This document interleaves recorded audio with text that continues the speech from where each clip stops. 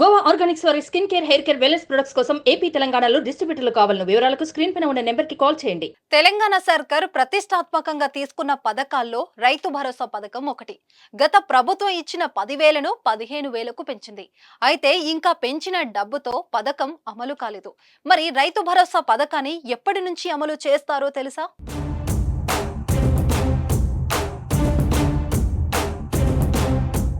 Assembly ఎన్నికల సమయంలో కాంగ్రెస్ సర్కార్ ఎన్నో హామీలను ఇచ్చింది. వాటి రైతు భరోసా కూడా ఉంది.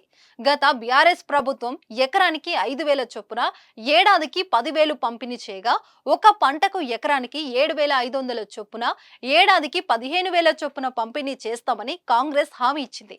కానీ గెలిచాక రైతు భరోసా అమలు ఇంకా కాలేదు. ఈ యాసంగి సీజన్ కు సంబంధించి రాష్ట్రంలోని రైతులందరికీ పాత పద్ధతిలోనే పెట్టుబడి సాయాన్ని సీఎం రేవంత్ రెడ్డి అందిస్తున్నారు.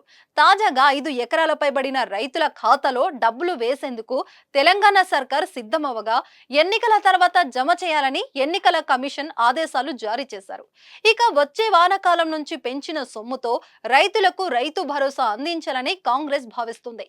ఈ మేరకు వ్యవసాయ శాఖ మంత్రి తుమ్మల కీలక ప్రకటన చేశారు.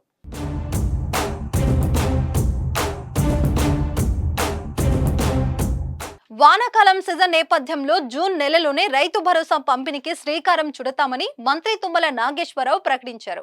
ప్రస్తుతం ఎకరాకు 10,000 అందిస్తుండగా ఈ సీజన్ నుంచే 15,000 సాయం అందించాలని నిర్ణయించినట్లు తెలిపారు. జూన్లో పూర్తి స్థాయి బడ్జెట్ ప్రవేశపెట్టిన రైతు భరోసాకు నిధులు కేటాయిస్తామని వెల్లడించారు. అలాగే ఆగస్టు 15 నాటికి రైతులకు రుణమాఫీ చేసి తీరుతామని స్పష్టం చేశారు. వానాకాలం సీజన్లో రైతు భరోసా లేట్ అవుతుందనే విపక్షాలు ప్రచారం చేస్తున్న నేపథ్యంలో మంత్రి కామెంట్స్ అన్నదాతలకు ఊరటనిస్తున్నాయి. అయితే రైతు భరోసా పథకంలో మార్పులకు ప్రభుత్వం శ్రీకారం చుడుతుంది. కేవలం పండించిన పంటకే సాయం చేయాలని భావిస్తుంది. అలాగే 5 లేదా 10 ఎకరాలకు సాయం చేయనున్నట్లు లీకులు వస్తున్నాయి. ఈ క్రమంలోనే వానాకాలంలో రైతు భరోసా ఎవరికిస్తారు? కొందరికే పరిమితం చేస్తారా అన్నది చూడాలి.